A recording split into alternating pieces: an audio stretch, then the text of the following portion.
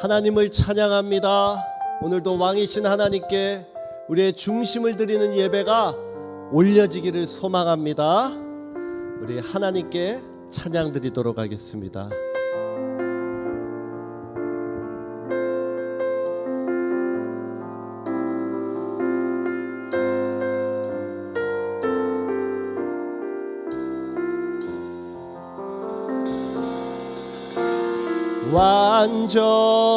완전하신 나의 주, 그의 길로 날 인도하소서. 행하신 모든 이 주님의 영광 다 경배합니다. 완전하신 나의 주님, 완전하신 나의 주, 그의 길로 날 인도하소서. 행하신 모든 이 주님의 영광 다 경배합니다. 예배합니다. 찬양합니다. 주님만 날 다스리소서. 예배합니다. 찬양합니다. 주님 홀로 높임 받으소. 예배합니다. 예배합니다. 찬양합니다.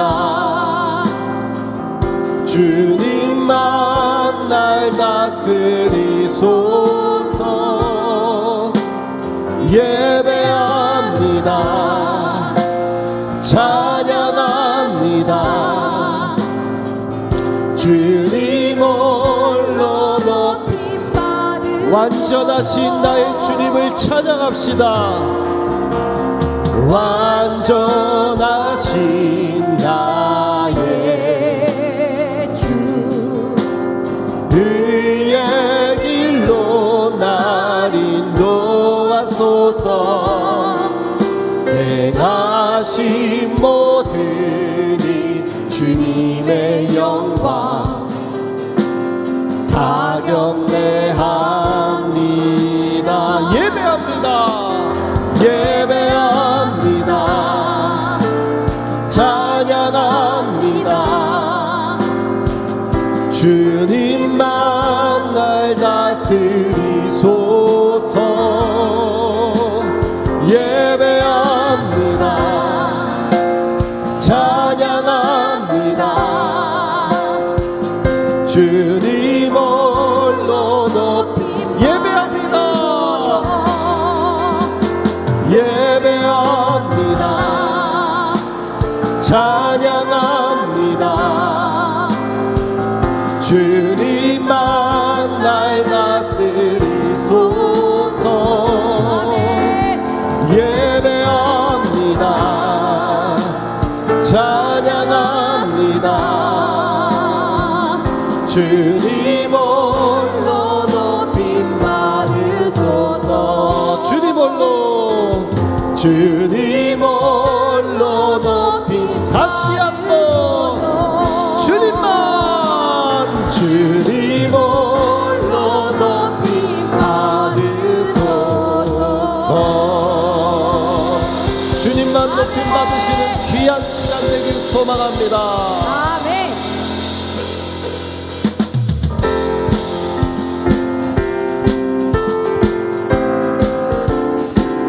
예수님은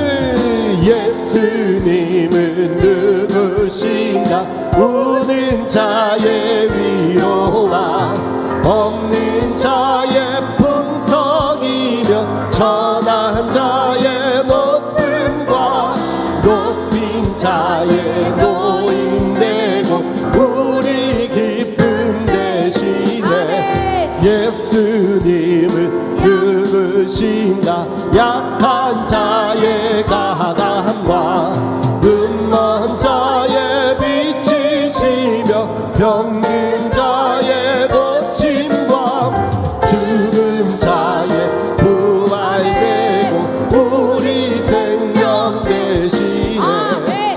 예수님은 누구신가? 주 환자의 정함과 죄인들의 중보와 멸망자의 구원되고 우리 길 대신 예수님은 누구신가?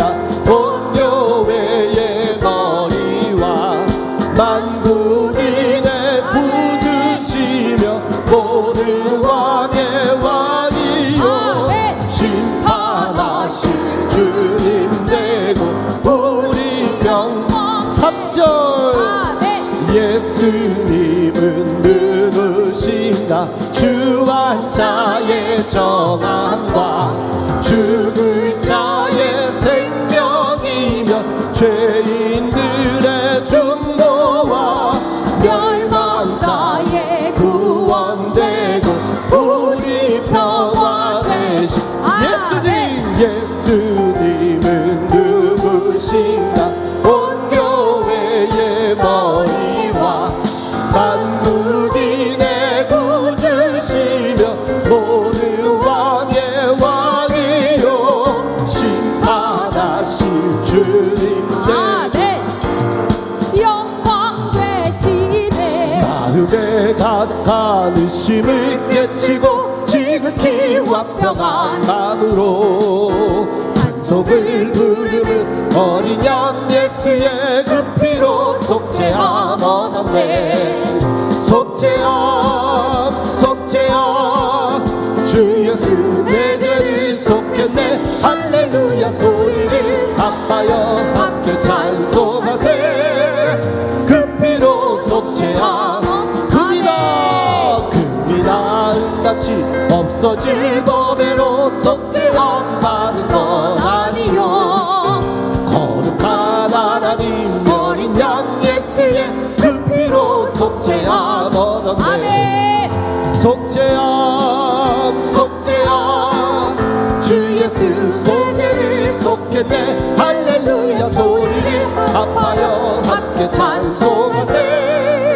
그 피로 속죄함 나 같은 죄인이 용서 안 받아서 주 앞에 옳다한 마음을 확실히 믿기는 어린 양 예수의 그 피로 속죄함 얻었네. 속죄함 주 예수 내 죄를 속했네. 할렐루야 소리를 합하여 함께 찬송하세. 그 피로 속죄함 거룩한 천국에 올라가 후에도 넘치는 은혜의 찬송을 기쁘게 부르는 어린 양 예수의 그 피로 속죄함 얻었네. 속죄함 주 예수 내 죄를 속했네. 할렐루야 소리를 합하여 함께 찬송하세.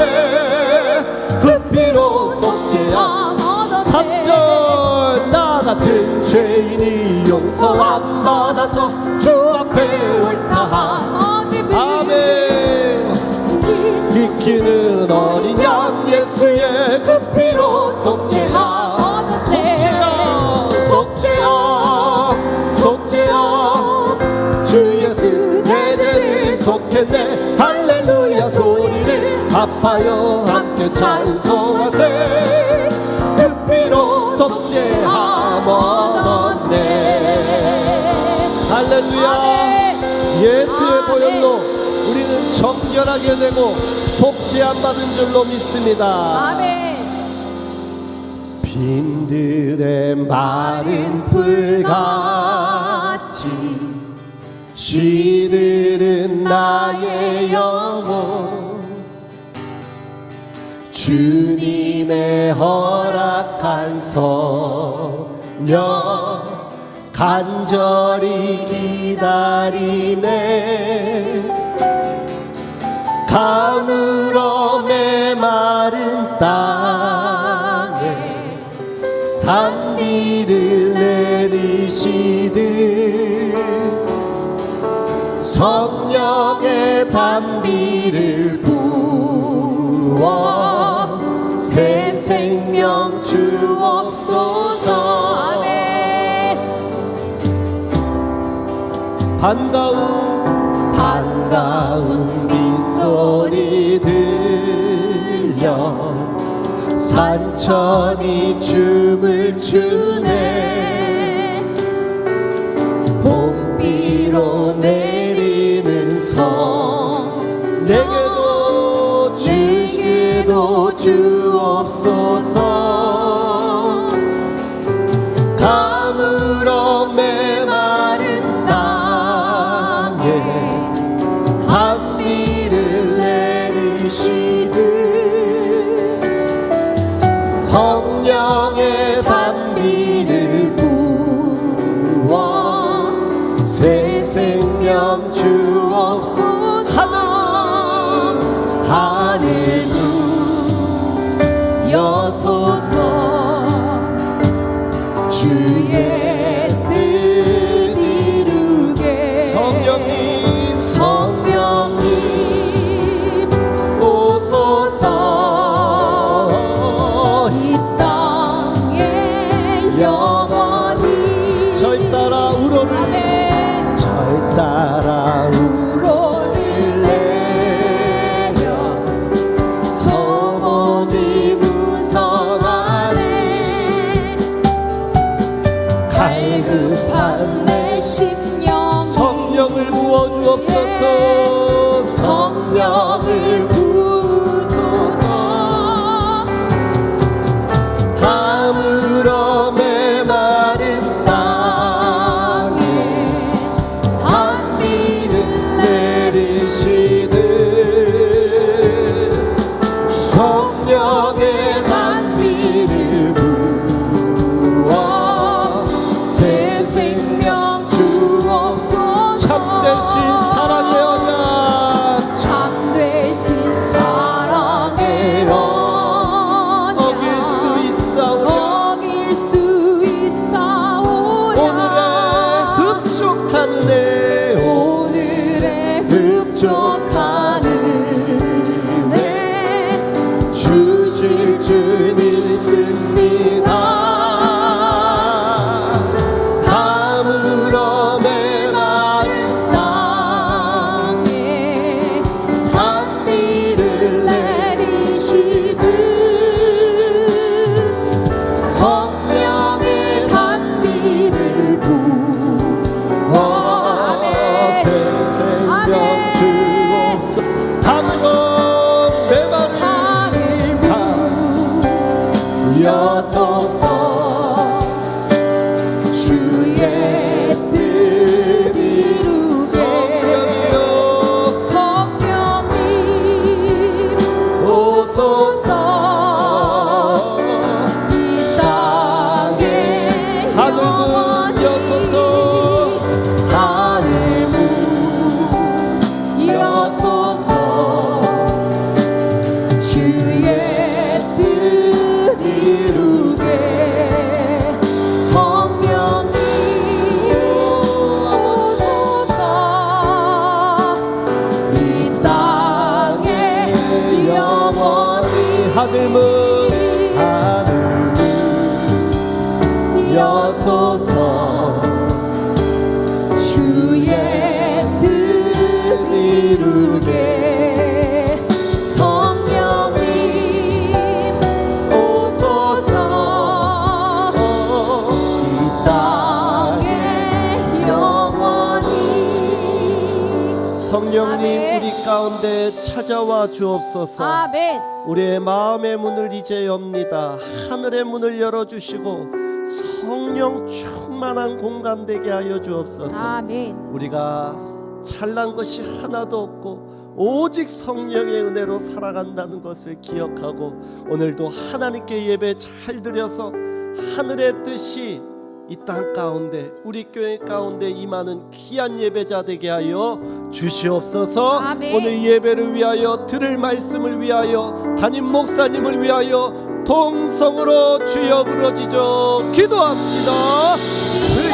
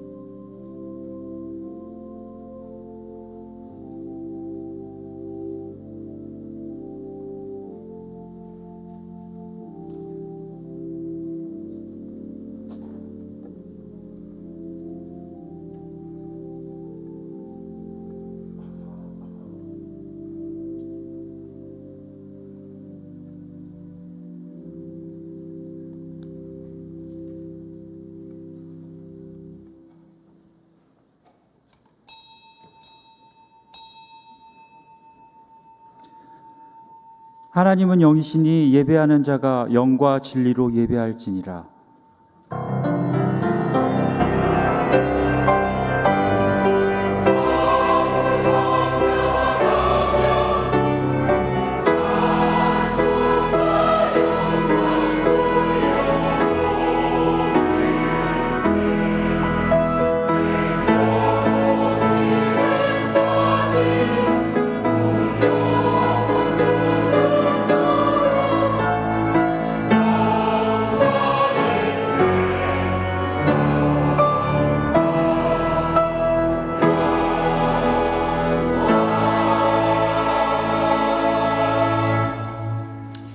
하나님 아버지, 오늘도 복된 주의 날 허락하심을 감사드립니다.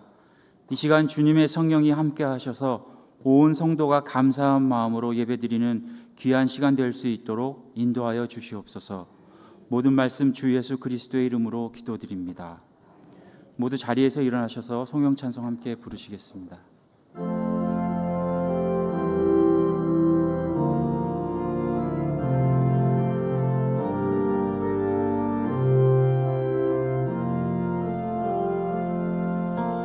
나는 하나님을 예배하는 예배자입니다.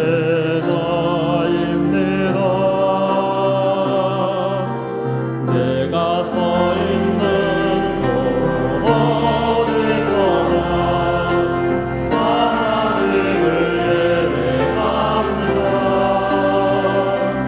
내 영혼 거룩한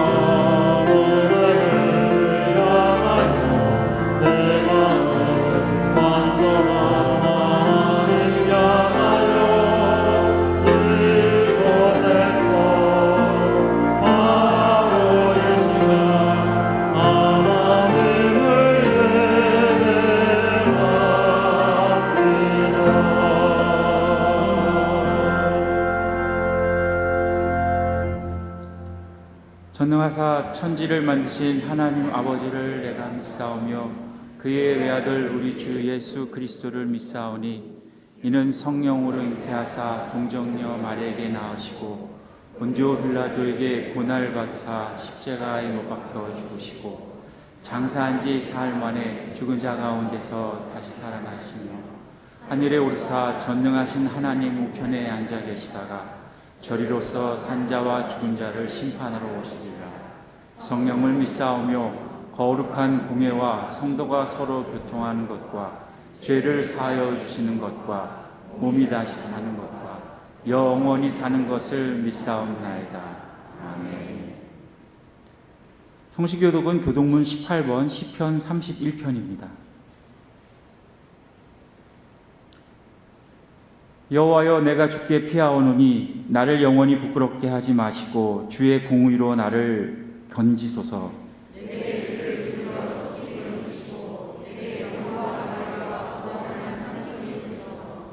주는 나의 반석과 산성이시니 그러므로 주의 이름을 생각하셔서 나를 인도하시고 지도하소서.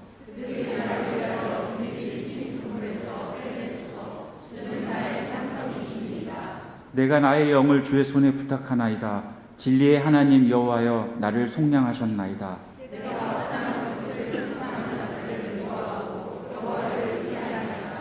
내가 주의 인자하심을 기뻐하며 즐거워할 것은 주께서 나의 고난을 보시고 환난 중에 있는 내 영혼을 아셨으며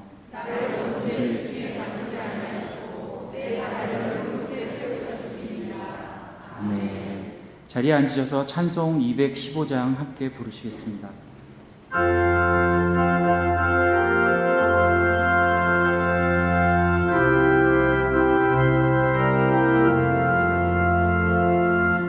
내 죄 속에 두신 주께 힘과 정성 다하리. 나의 온갖 언행 심사 주를 위한 것일세.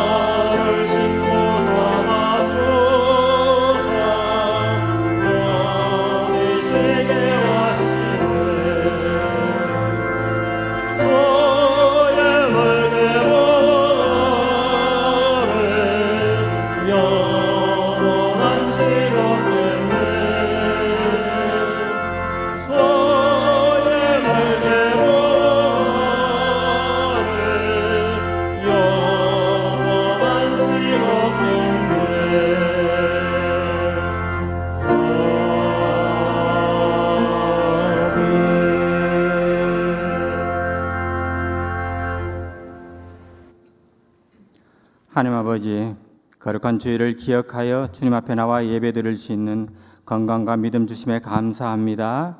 찬양합니다. 아버지 홀로 영광 받아 주시옵소서. 지난 한 주간의 삶 속에서 우리의 무관심과 분별 없는 언행, 잘못된 신념으로 상처받고 시험된 영혼이 있거든. 주님, 제 잘못을 깨닫게 해주시고 주님의 사랑으로 위로받고 치유되게 하옵소서. 이 나라를 긍휼히 여겨 주옵소서. 남북이 통일되어 전쟁의 위협이 사라지고 북한 땅끝까지 복음이 전해지게 하옵소서.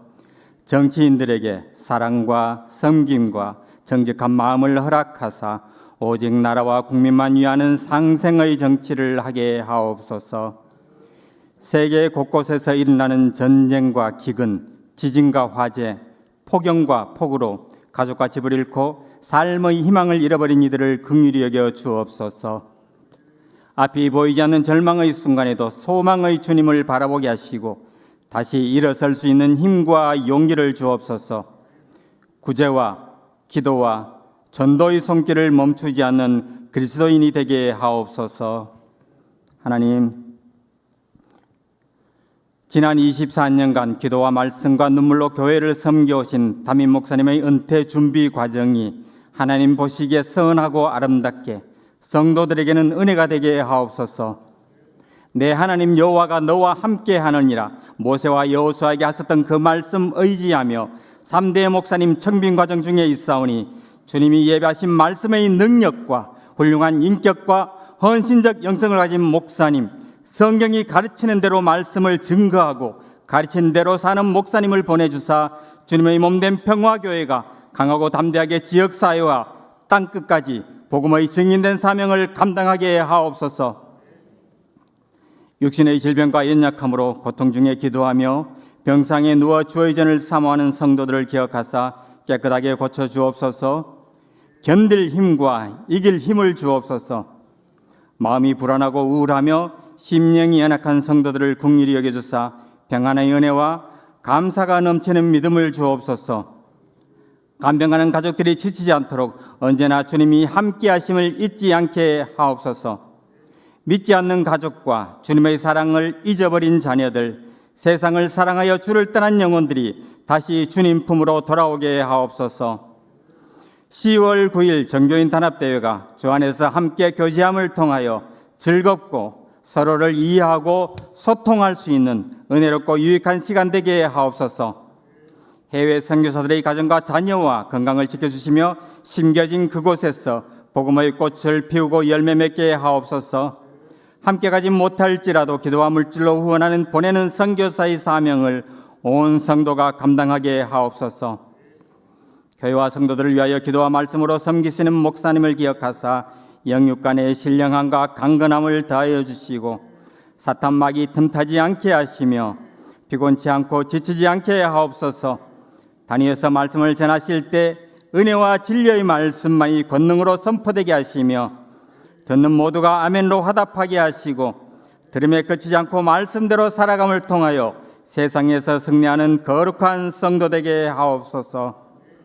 평화성가대가 하나님을 찬양합니다. 지휘자와 반주자, 성가 대원들에게 복 주소서. 그들의 입술로 나오는 찬양이 하나님께는 영광이요 예비하는 우리에게는 은혜가 되게 하옵소서. 예수 그리스도 이름으로 감사하며 기도드립니다. 아멘.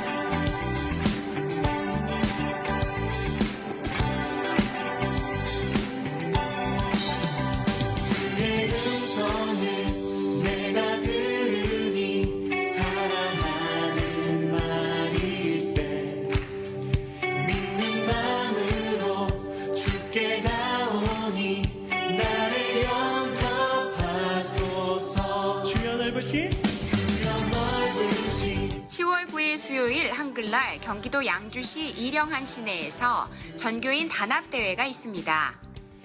오전 9시 근린공원 앞에서 출발합니다. 보물찾기와 재미있는 레크레이션, OX 퀴즈, 무제한 바베큐, 멋진 선물이 준비되어 있으니 많은 참여 바랍니다.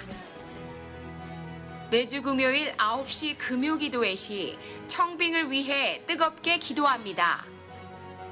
평화교회의 미래를 위해 기도의 단을 쌓읍시다. 가을 부흥사경회가 10월 27일 주일부터 30일 수요일까지 열립니다. 말씀과 성령의 충만함 가운데 우리의 심령이 살아나도록 기대하는 마음으로 준비하고 기도합시다. 자세한 내용은 교회 홈페이지 주보보기를 통하여 확인하실 수 있습니다. 성경 말씀은 다니엘서 7장 9절에서 14절까지의 말씀입니다. 다니엘서 7장 9절에서 14절까지의 말씀입니다. 다 찾으셨으면 함께 교독하시겠습니다. 내가 보니 왕자가 놓이고 옛적부터 항상 계신 이가 좌정하셨는데 그의 옷은 희기가 눈 같고 그의 머리털은 깨끗한 양의 털 같고 그의 보좌는 불꽃이요 그의 바퀴는 타오르는 불이며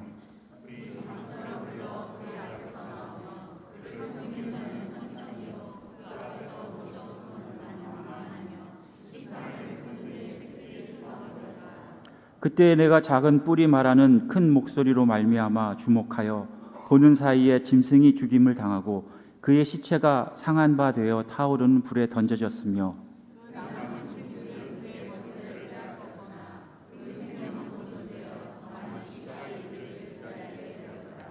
내가 또 밤 환상 중에 보니 인자 같은 이가 하늘 구름을 타고 와서 옛적부터 항상 계신 이에게 나아가 그 앞으로 인도되매 그에게 권세와 영광과 나라를 주고 모든 백성과 나라들과 다른 언어를 말하는 모든 자들이 그를 섬기게 하였으니 그의 권세는 소멸되지 아니하는 영원한 권세요 그의 나라는 멸망하지 아니할 것이니라.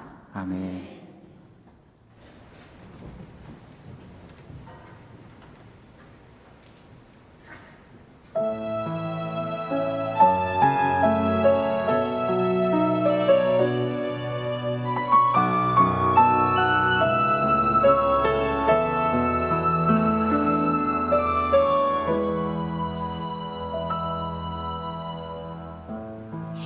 십자가 그 사랑 멀리 떠나서 무너진 나의 삶 속에 비춰진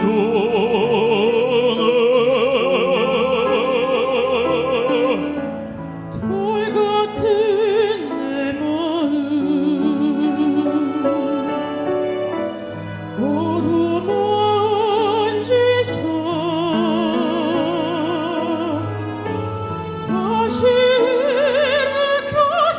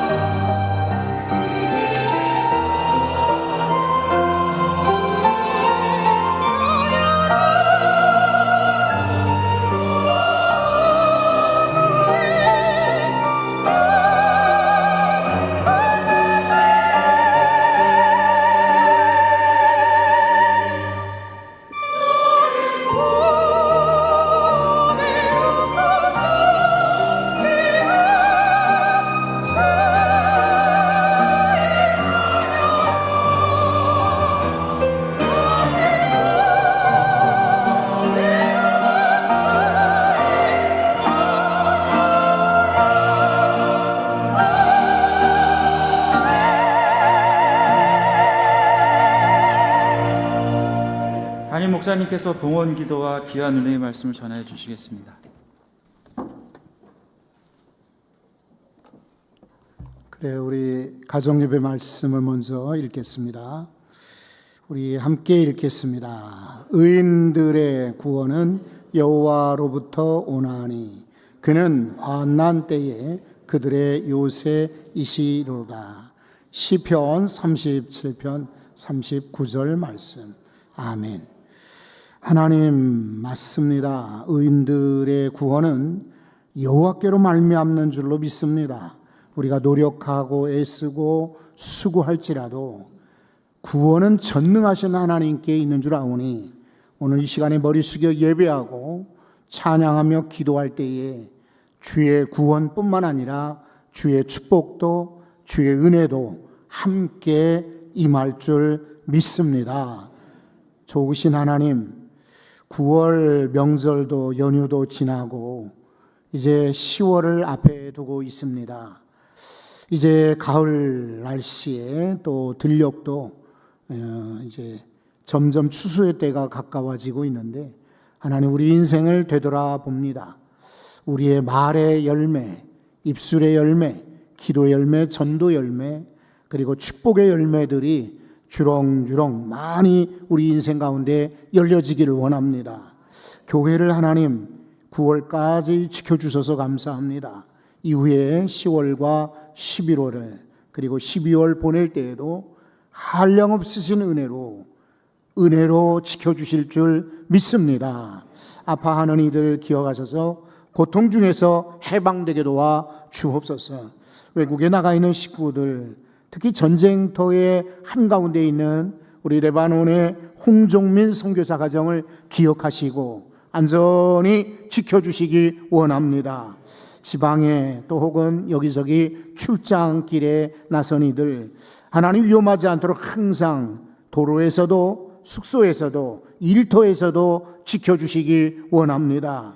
군에 가 있는 아이들도 하나님이 눈동자와 같이 지켜 보호하여 주시옵소서. 사업하는 성도들 지치지 않게 하시고 어려움 당하지 아니하도록 필요를 따라 넉넉하게 채워주시기 원합니다. 때로 물질이 모자라서 곤란을 겪는 성도들이 있거든 하나님께서 하늘 문을 여시고 필요한 대로 그 대신 넉넉하게 가득 채워주시기 소망합니다. 믿음이 연약하여 낙심한 이들이 있거든 주님 이 가을에 주님 만나게 하시고 꿈꾸게 하시고 소망 갖게 하시고 도전받게 하시고 주께로 나와 믿음이 다시금 불타오르도록 역사해 주시기 원합니다. 기도와 전도와 신방으로 섬기는 성도들, 교사로 섬기는 이들, 찬양대원으로 섬기는 이들, 주방에서 그리고 입구에서 안내자로 섬기는 모든 성도들, 특히 방송실에서 주님 이렇게 뒷전에서 섬기는 모든 성도들을 기억해 주시고 큰 은혜와 복을 주시기 원합니다. 어느 때보다 청빙 위해서 우리 장로님들 애쓰고 청빙위원들 애쓰고 있사오니 저들을 기억하시고 주께서 인도해 주시기 원합니다. 귀한 말씀, 우리에게 필요한 말씀 들려 주시옵소서. 예수님 이름으로 축복하며 감사하며 기도하옵나이다. 아멘.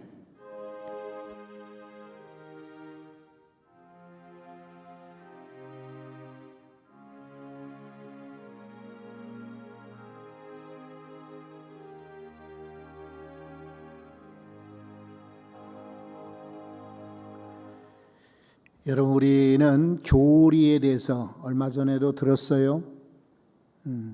교리는 제가 표현할 때 건물의 기둥과 같습니다.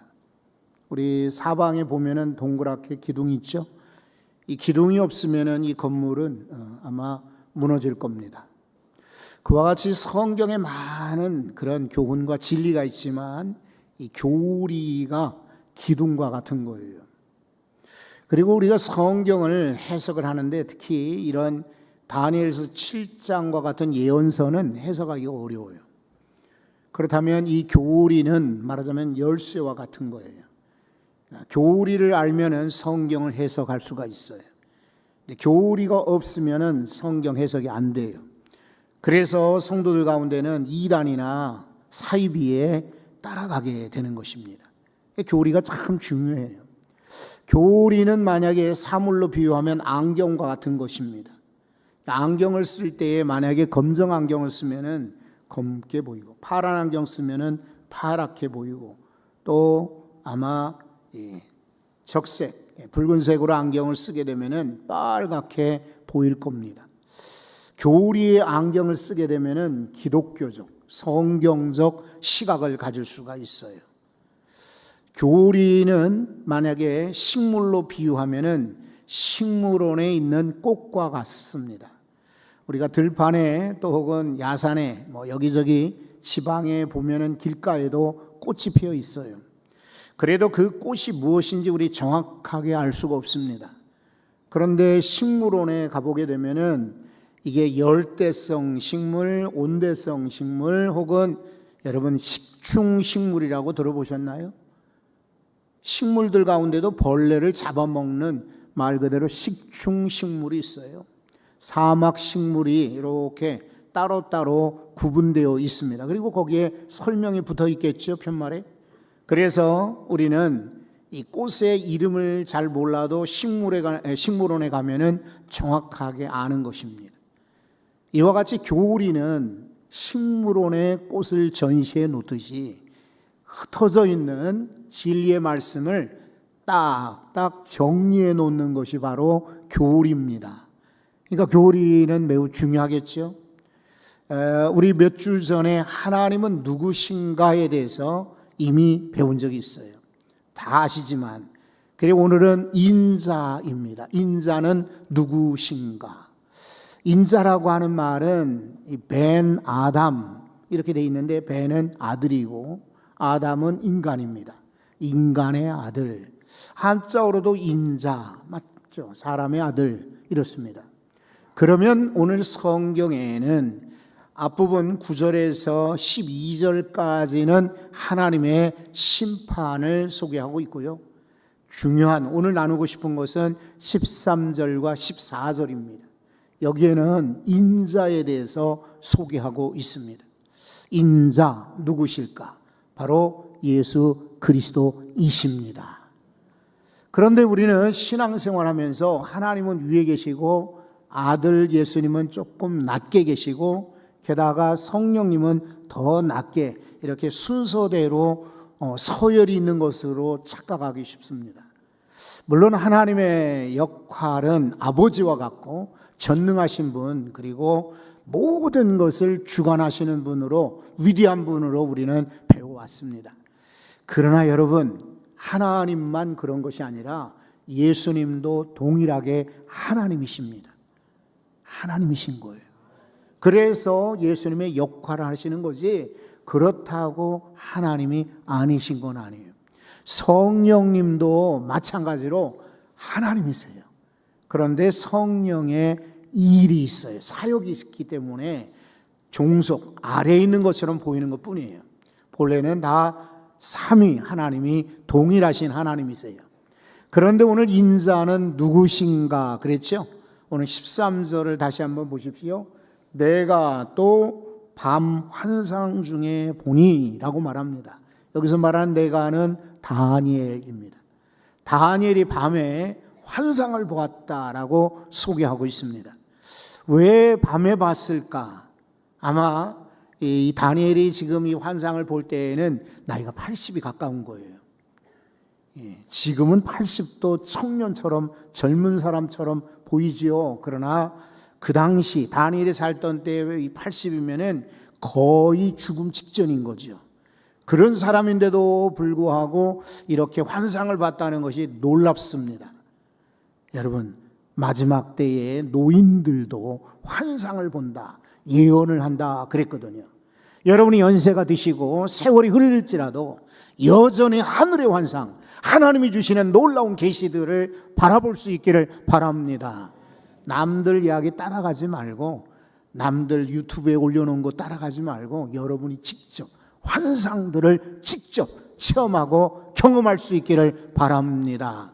밤에 봤다고 그랬죠? 밤. 이 나이가 많아서 밤잠이 없었을까? 저는 그래서 밤에 보였다라고 생각지 않습니다. 성경에서 밤은 어두운 때, 당연히 그렇죠. 어두운 때지만 아주 힘들 때요, 고난의 때를 상징하는 경우가 많습니다. 낮에 형통할 때가 아니라, 그리고 그가 총리로 일하면서 막 분주한 중에 사람들 만나다가 언제 환상을 보겠습니까? 여러분, 기도하는 시간에, 그리고 인생의 밤도 되지만 자기 유대민족을 바라볼 때에 지금 밤과 같이 어두운 때인 거예요. 왜냐하면 이 사람은 이미 성경을 여기 와서도 믿었고 연구했고 틈나는 대로 저는 기도 생활했죠. 다니엘의 습관 이야기할 때 우리 나누지 않았습니까? 성경 말씀을 늘 묵상하면서 이사야가 예언한 것을 아마 알 겁니다. 그렇다면 70년이 지나면 이제 포로에서 귀환하고 해방될 것을 이미 예언하셨는데 다니엘이 지금 거의 포로 생활이 60년째인 거예요. 10대 말 혹은 20 안 되어서 여기 왔는데 거의 60년이 지나갔어요. 얼마 남지 않았어요. 그런데 조금도 희망이 보이질 않아요. 바벨론에 의해서 멸망당했거든요. 자기 나라 이스라엘이. 그렇다면 이스라엘은 바벨론이 멸망을 당하게 되면은 해방될 줄 알았어요. 그런데 더 큰 나라의 페르시아가 일어나서 바벨론을 침공을 했습니다. 무너뜨렸는데 자기 나라 유대 나라는 여전히 식민지로 남아있다는 말이에요. 그러니까 한밤인 거예요. 자기 민족을 바라볼 때 너무 힘들고 괴로운 거예요. 하나님, 저에게 소망이 없습니다. 어떻게 할까요? 라고 기도한 거예요. 여러분 잘 들으셔야 돼요. 우리는 일하면서 기도한다? 물론 그럴 수 있어요. 그러나 따로 시간을 내야 돼요. 사람들 만나면서 환상을 본다? 그럴 수 있어요. 그러나 환상은 여러분이 막 다른 일에 몰두하고 사람들 만나고 놀이하거나 취미생활할 때 주어지는 것이 아니에요. 조용한 때에, 기도의 때에 하나님의 계시, 하나님의 뜻이 우리에게 알려집니다. 여러분 가족들 한번 이렇게 쭉 돌아보세요. 여러분 가족 가운데 누가 기도하는 사람이 있습니까? 어머니라시면 이런 책임을 가지고 기도하시기 바랍니다. 아버지시라면 이런 책임감을 가지고 내가 우리 자녀들에게 많은 유산을 남겨주지 못했지만 내가 기도함으로 우리 자녀들이 잘 돼야 되지 않겠나, 이런 책임감을 가지시고 기도의 자리, 기도의 시간에 충성할 수 있기를 바랍니다. 그렇죠? 환상을 보니 여기에 이제 환상에 이렇게 소개합니다. 인자 같은 이가 그럽니다. 자기가 생각할 때 인자와 같은 이라고 이렇게 본 거예요. 왜냐하면 다니엘에게 자, 예수 그리스도야, 이분이 바로 하나님의 아들이야 라고 분명하게 가르쳐 주지 않았으니까 이 사람은 이제 성경에 따라서 예전부터 가지고 있는 성경 지식을 따라 저분이 인자구나 라고 생각하지요. 그러면서 인자 같은 이라고 이렇게 말합니다. 그런데 그가 특징이 있어요. 첫째는 하늘 구름을 타고 오셨다라고 말하고 있어요. 여기서 말하는 구름은 우리가 보이는 하늘의 구름이 아니에요. 이것은 하나님의 임재, 상징입니다. 그리고 하나님께서는 하늘의 별과 달과 해들과 구름까지도 주관하십니다. 근데 성경에 보면은 예수 그리스도께서 구름 타고 오시리라 라고 말했는데 구약의 하나님께서도 구름 속에서 말씀하셨어요. 성경을 찾아보면은 이렇게 되어 있습니다. 여러분 레위기 16장 2절을 읽어볼 터인데 제가 앞부분을 읽겠습니다. 여호와께서 모세에게 이르시되 내 형 아론에게 이르라. 성소의 휘장 안 법궤 위 속죄소 앞에 아무 때나 들어오지 말라. 그리하여 죽지 않도록 하라. 그 다음 구절을 읽어보십시오. 이는 구름 가운데서 속죄소 위에 나타남이니라. 아멘. 속죄소가 뭐냐면 여러분 다 아시겠지만 그래도 기억을 다시 한번 돌이켜 보세요. 이스라엘의 그 성막이 있습니다. 성막 안쪽에는 지성소라 불리는데 지성소에는 다른 성구가 없어요. 딱 하나, 하나님의 언약궤만 있는 거예요. 거기에 모세, 아론의 지팡이 그리고 항아리에 만나가 들어있고요. 모세가 하나님께로부터 하던 돌판이 들어있어요. 언약궤. 그런데 그 언약궤 위에 덮는 것을 속죄소라고 부르는 거예요. 그래서 1년에 한 차례 대제사장만 이 지성소에 들어가요. 그리고 밖에서 잡은 양의 피를 이 속죄소 뚜껑 위에다가 붓습니다. 그리고 기도합니다. 1년 동안에 우리 이스라엘 우리 백성들의 죄를 하나님 용서해 주십시오. 그래 속죄한다는 말이 바로 이 속죄소인 거예요. 그런데 그 속죄소에 이렇게 보면은 위로 물론 이제 천막으로 덮여 있지만은 그 천막 위 바로 위에는 구름 기둥이 쭉 올라가 있는 거예요. 여러분 아시잖아요. 이미 출애굽기에 보면은 이스라엘 백성들이 광야를 갈 때에 맨 처음 광야를 지날 때에 큰 구름 기둥이 하늘에 떴어요. 그래서 앞서 인도하는 대로 따라간 거예요. 그리고 또 저녁이면은 불기둥으로 변하는 겁니다.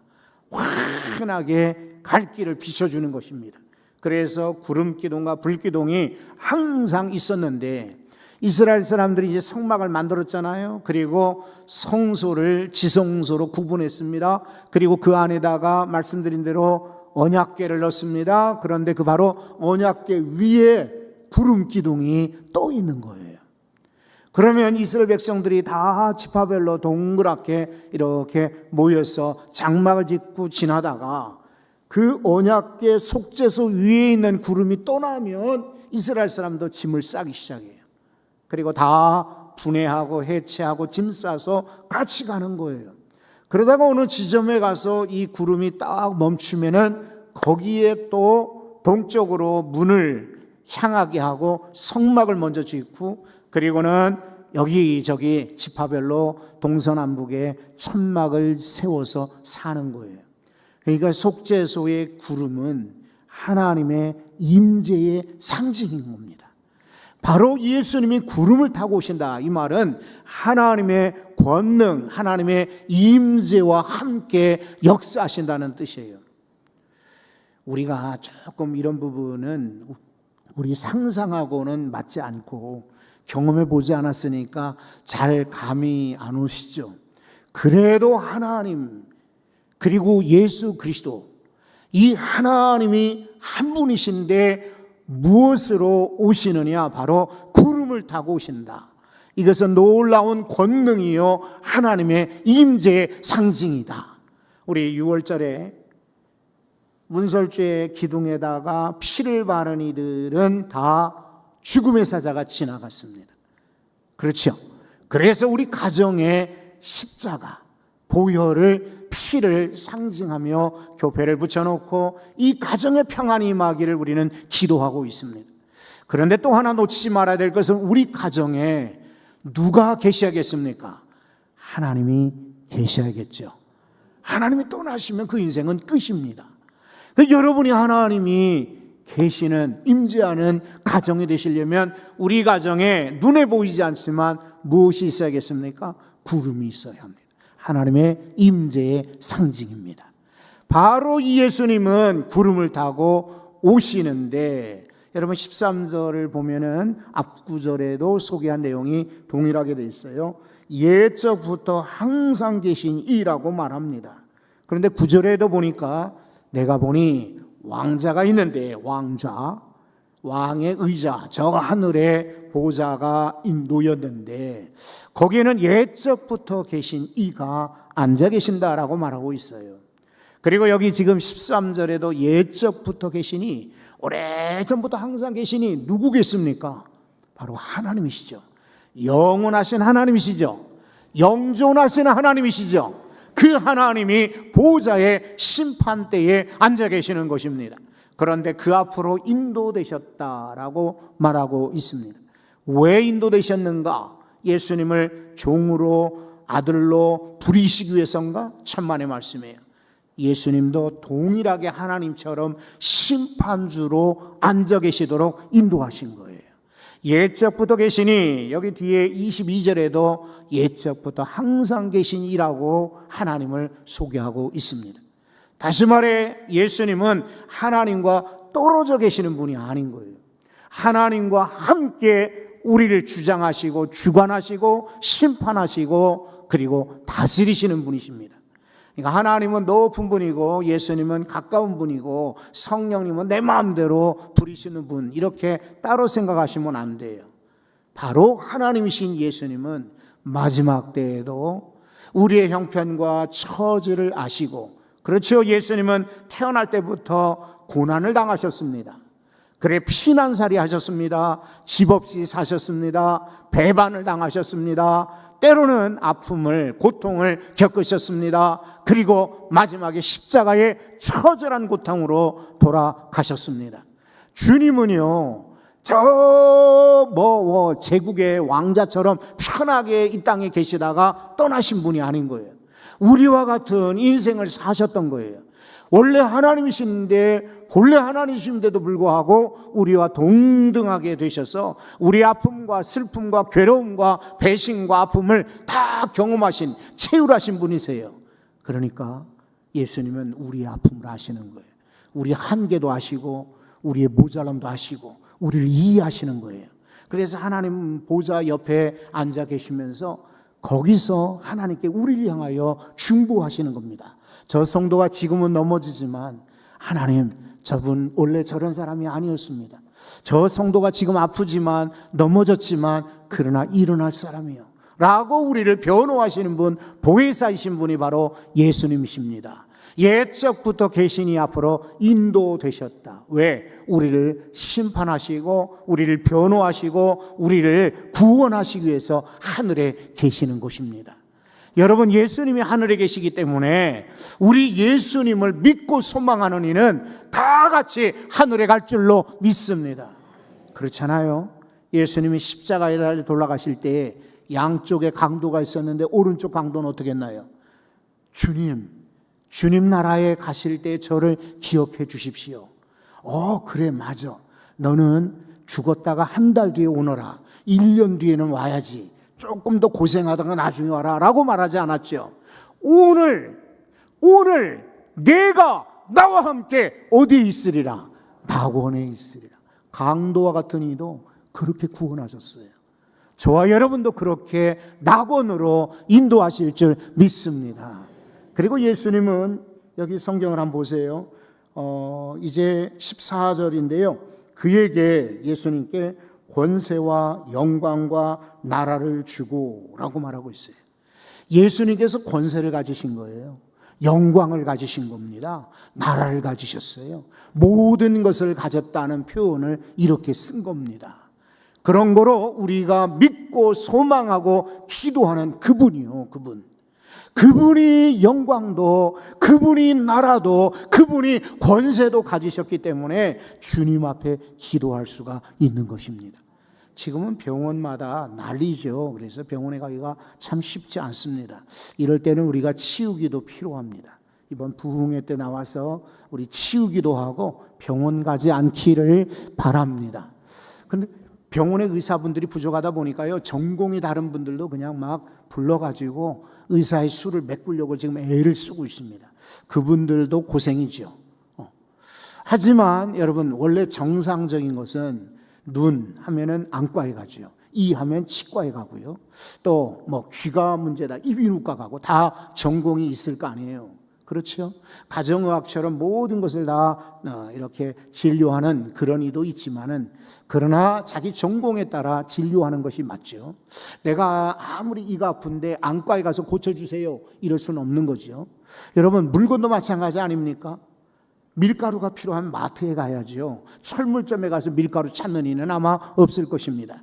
생선이 필요하다 그러면 과일집에 가는 사람은 없을 거예요. 생선집에 가지. 떡을 먹고 싶다 그러면 빵집에 가지는 않겠죠. 빵과 떡을 혹시 같이 판매하는 데라면 모를까 그러죠.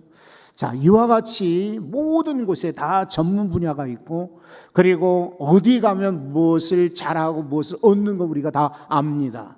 그러나 하나님 놀라운 사랑은요, 제한이 없습니다.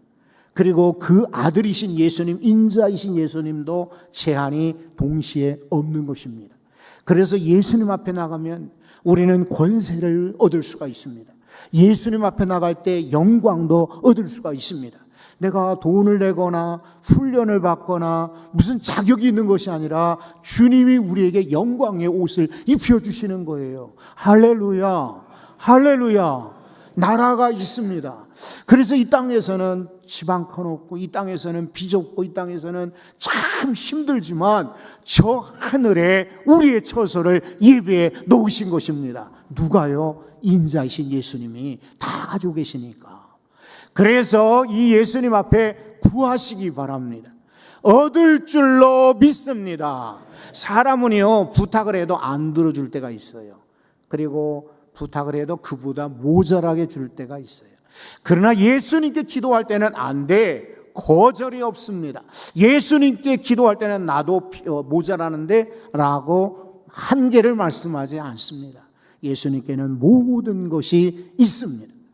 게다가 여러분, 인자에게 우리는 어떻게 할 것인가 오늘 성경은 소개하고 있는데 14절을 조금 더 읽어보시겠습니까?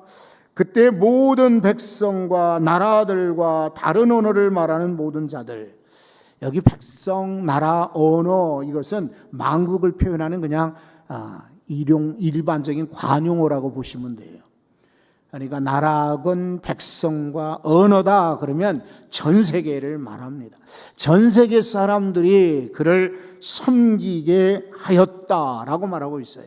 여기 섬긴다는 표현이 있죠. 이 섬긴다는 말은 예배한다는 말입니다. 우리는 인자이신 예수 그리스도 앞에 예배자가 되셔야 합니다. 사람 예배하는 게 아니에요. 사람을 찾고 경배하는 것이 아니라 예수님 앞에, 왜냐하면 그분이 권세와 나라와 영광을 가지고 계시니까요. 그리고 우리를 섬기게 하나님 만드셨어요. 그래서 우리가 엉뚱한 데 가서 섬김이 아니라, 여러분 그렇죠? 예수님을 섬기셔야 돼요. 다시 말해 예수님을 예배하는 자라, 이런 말이에요. 여러분 들어보세요. 저는 성도들이 막 열심히 일하는 분 많이 봤어요. 그리고 자랑합니다. 간증합니다. 그리고 아예 제가 어렸을 때부터 지금까지 우리 교회 성도들은요, 어디 가나 자랑합니다. 제 마음에는 물론 좀 저분은 좀 더 열심히 해야 되는데 이런 분이 계시죠. 그래도 밖에 나가서는 무조건 자랑합니다. 자랑해요. 그런데 여러분 잘 들어보세요. 어떤 성도를 하나님이 주목하시는가? 교사로만, 찬양대원으로, 주방에서만, 천만의 말씀이에요. 기억하셔야 돼요. 예배자가 최우선입니다. 예배자가 제일 먼저입니다. 말로는 저 교회 안 가도요, 하나님 믿어요 그러는데 거짓말이에요. 지금 막 떨어지고 있어요. 그러니까 여러분 긴장하셔야 돼요. 그런 사람 보면은 식구들 가운데, 주변 사람들 가운데 나 예배를 안 드려도 난 천국 가요, 나 하나님 믿어요 그런데 그 거짓말이에요. 제일 하나님이 주목하시고 기억하시고 복 주시기 원하는 분은 예배하는 사람이에요. 어떤 일이 있어도 예배를 최우선으로 여기시기 바래요. 예배 잘 드리시고 섬기시기 바래요. 그의 나라와 그의 권세와 영광이 우리에게도 주어질 줄 믿습니다.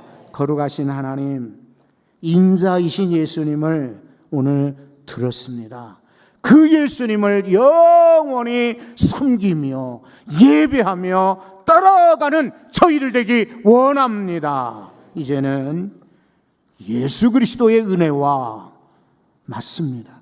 하나님의 사랑과 맞습니다. 성령님의 역사하심이 맞습니다. 우리 모든 성도들, 특별히 예배자들과 영원히 함께 하시기를 간절히 축원하옵나이다. 아멘.